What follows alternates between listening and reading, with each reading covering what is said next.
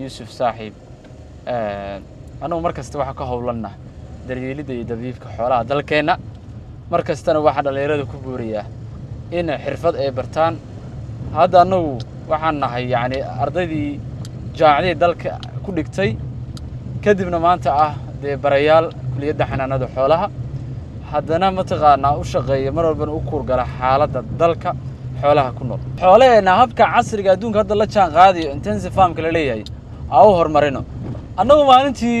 xoolaha raacnaa xoolaheena dhaqannaa miyigaana joognaa habeenkiina shaatigeena noo feereysano oo waxaan soo galnaa magaalada marka waxa weeye waa dhalinyaro xafiisadan lama wada deeqo lama wada geliyo yani boqolkiiba yani boqolba laakiin waxa loo baahan yahay in la shaqaysto mataqaanaa xoolaheena horumarino aan adduunka la jaan qaadno dal walba oo kheyraadkiisu mataqaanaa ku tiirsan yahay